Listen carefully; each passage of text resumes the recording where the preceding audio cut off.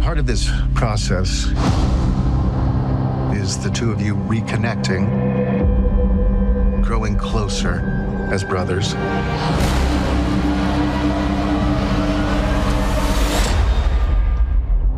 Erik and I killed our parents together, so I'd say that makes us pretty close. It is a series everybody is talking about. That is Monsters, the Lyle and Erik Menendez story. The series is based on, of course, the high-profile saga of the Menendez brothers who were found guilty of murdering their parents back in 1989. Joining us now are Nicholas Alexander Chavez and Cooper Koch, who play Lyle and Erik. Here they are here in studio. All right, the series is out. As Jeff mentioned, everyone is talking about it. My whole family's talking about it because we're all watching it. Congratulations to the two of you, first of all, though, because your performances are amazing. I need to know, what was the most difficult part taking on both of these roles? You know, I think there's a lot of pressure that comes in with playing a real person, you know. So I think just that added anxiety, and of course, like leading a show is, you know, you're carrying it all. So I think just that aspect. But I honestly think playing a real person, you have so much information, you have so much to research and learn about, and so in a way, having that blueprint does sort of offer a nice approach in a way. Yeah. For you, Nicholas? Yeah, I feel the same way. I mean, when you're given a huge opportunity like this, you definitely feel the weight of the world on your shoulders, but luckily you don't have to carry it alone. We had an incredible cast, an incredible crew, and people just offering their support from every direction. Tackling a real person and the lives of real people has its own unique set of challenges, but the lines of communication were always open. So, but you also had each other. Yeah. Correct. Correct. Well, listen, not only is everybody talking about this, but the Menendez brothers themselves are talking about it. As a matter of fact, Erik Menendez is out, in his response to this series, he calls this a, quote, dishonest portrayal. What is your response to that? You know, I understand how he feels. It's really difficult.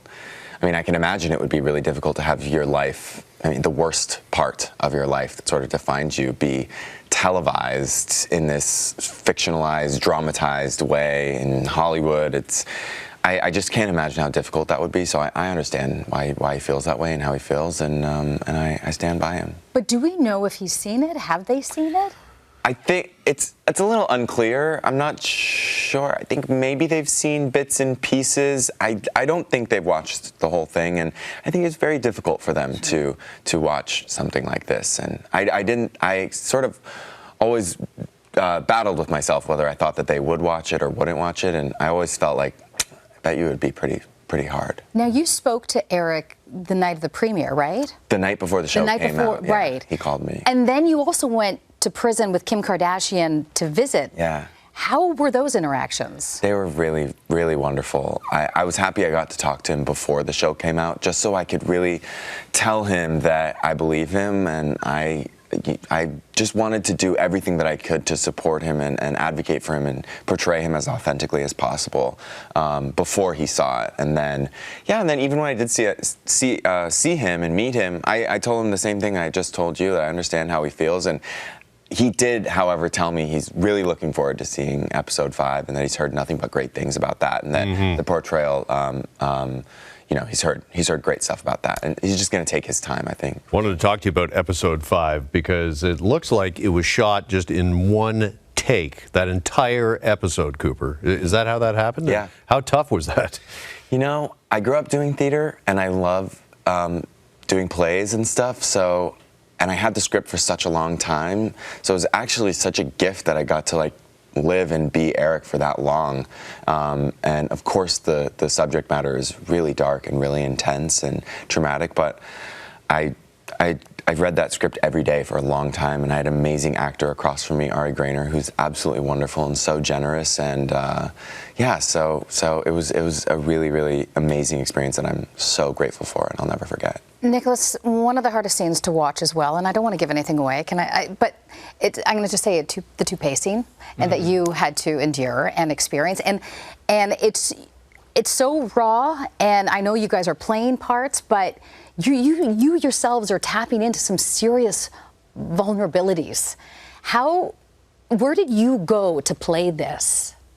It's an interesting question, yeah, and it's a unique exercise in empathy and in self-discovery as well. But what I came to find out is that I think that Lyle is a person who had many masks imposed on him as a human being and many expectations imposed on him as a human being about who he was and who he was supposed to be. I think the toupee came to symbolize at least a component of that. But what I really discovered is that he's a deeply, deeply, deeply wounded child underneath all of these different masks, like the toupee. And I tried to give voice to that and let that be shared in episodes 4 and in episode 7, because in many scenes in the series, he's maybe erratic and impulsive, but I think it's important to ground the character in the reality that ultimately and fundamentally, he is a deeply traumatized child. Mm-hmm. You have not spoken to Lyle, right? I have not had the opportunity to, no. Would you have liked to? It's an interesting question. I think that as artists, we can't help but have a curiosity about the people that we portray, but I also see my function within this art form as being someone who can play many parts, and I think part of that is that you need to have the grace to release a role once it's finished, and I think that making that delineation is an important distinction for me. Another interesting part of this series is watching the media coverage, the portrayal of media coverage during that time and contrasting it to what it is today. And it's interesting because it really feels like this case, thanks to your series, is being relitigated once again, both in the court of public opinion and on social media. Are you two feeling that? Oh, yeah. I mean, I don't have social media, so I can't see it as directly, but I definitely feel it. I know people are talking about it, and I think that's really the most important thing.